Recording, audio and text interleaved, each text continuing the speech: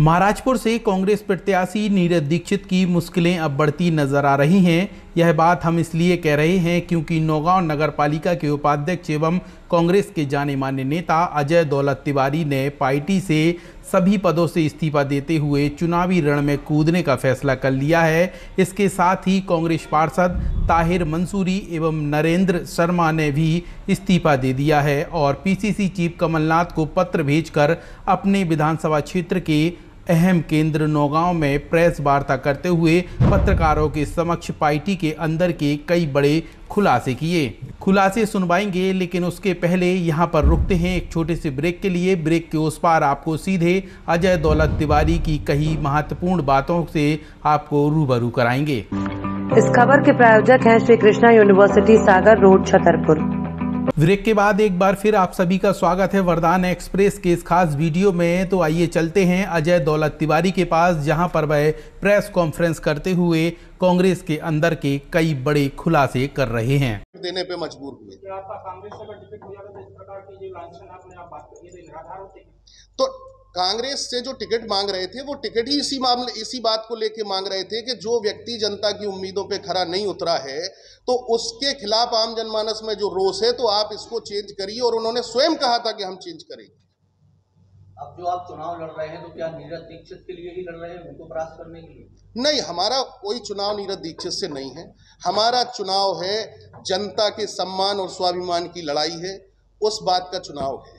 ये कोई ना नीरज दीक्षित के खिलाफ चुनाव है, ना ये कांग्रेस के खिलाफ चुनाव है, ना ये भाजपा के खिलाफ चुनाव है। ये चुनाव है 1 लाख की आबादी लोकल नौगांव शहर में रहती है, उसके सराउंडिंग जो लोग रहते हैं, आज उन लोगों के अस्मिता की लड़ाई है। उनके साथ जो धोखाबाजी और गद्दारी की गई उस बात की लड़ाई है। मेरा अंतर्मन बहुत दुखी है इस बात से कि पार्टी ने जो आम जनमानस कांग्रेस की सोच रही थी कि हम कांग्रेस के प्रति इस बार समर्पित रहेंगे, उसके ऊपर इस तरीके का धोखेबाज और बेईमान भ्रष्टाचार में लिप्त प्रत्याशी उनने थोप दिया है। निश्चित रूप से आज हमारी विधानसभा में एक तरफ कुआं और एक तरफ खाई जैसी स्थिति निर्मित हो गई है। जिस तरीके से एक तरफ भाजपा का टिकट वितरण हुआ है, आज भाजपा जो महलों से लोग राजनीति करते थे, जिनने कभी जमीन पे आके राजनीति नहीं करी, तो एक वो भाजपा ने ऐसा व्यक्ति हमारी जनता के ऊपर थोप दिया, और एक कांग्रेस ने आज ऐसे व्यक्ति को थोप दिया जिसकी सारी चर्चाएं आम हैं। एक एक परिवार में 10-10 लोग गाड़ियों में विधायक लिखाए घूम रहे हैं। आज देखो आप किस तरीके से बंधु के लिए घूम रहे हैं। अगर जनता के बीच में जाना, इनको किस बात का डर है? जनता के बीच में जाने का किस बात का डर है? और आज ये सब बातें करते हैं। आज केवल विधायक मोम का पुतला बना बैठा है। परिवार के लोग राजनीति करते हैं, केवल डाकिया होने का काम करते हैं, यहाँ से डाके भोपाल भटकने का काम करते हैं, और इसके अलावा कुछ नहीं है। जिस तरीके से आप देखो रेत के बालुओं के अवैध उत्खनन में लिप्त रहे, आज क्या क्या चीज़ें नहीं रही। आज आप वो देखो जो राशि दी जाती है, कौन सी राशि, स्वेच्छा निधि अनुदान की स्थिति आप लिस्ट निकाल के देखिए। आप लोग पत्रकार हैं, आपके पास तो सारी चीज़ें हैं। किस किस तरीके से एक ही परिवार के 10-10 लोगों को राशि देके वापस पैसा लेके खर्चे उठाए गए। आज भ्रष्टाचार की स्थिति देखिए, आप जितने तोरण द्वार बने हैं उनकी क्या स्थिति है।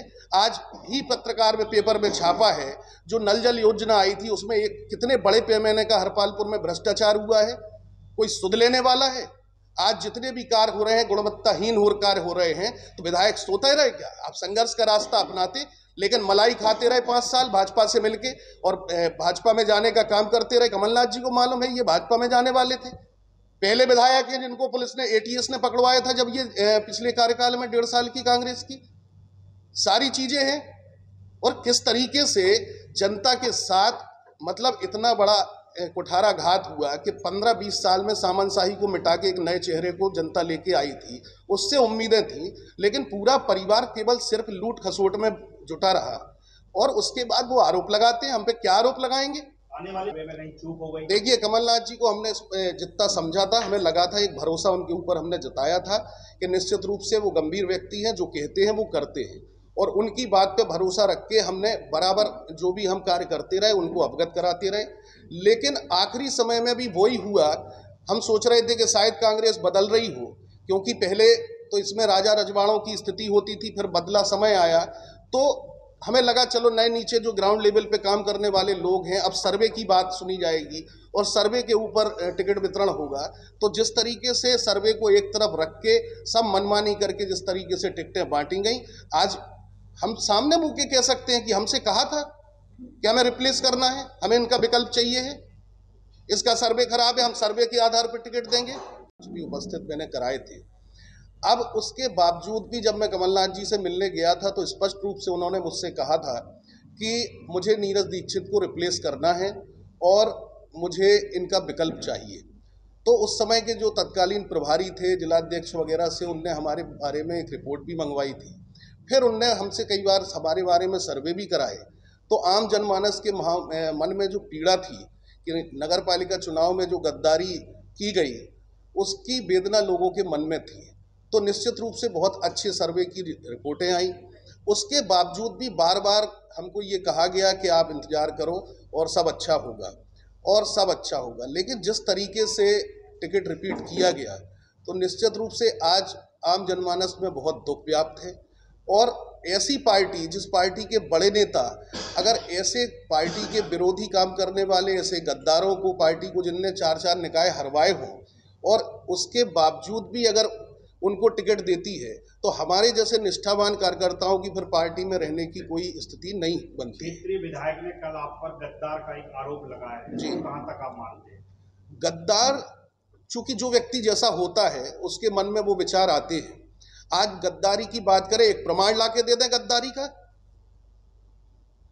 गद्दारी का प्रमाण बताएं ना कि यूथ कांग्रेस का अध्यक्ष किसने बनाया था, कैसे बने थे, अपने पिता को लेके आए थे तब बनाया था हमने। उसके बावजूद भी अगर वो कहते हैं इस बात को, एक प्रमाण दे दें। और हमारे सामने, आपके सामने 10 प्रमाण हैं, 10 प्रमाण हैं अभी नगर पालिका चुनाव के, आपके पास प्रमाण है।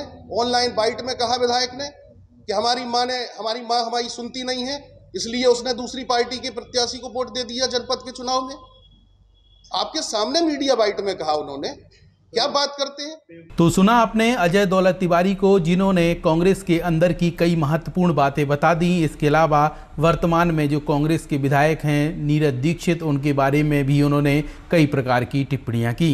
ब्यूरो रिपोर्ट, वरदान एक्सप्रेस।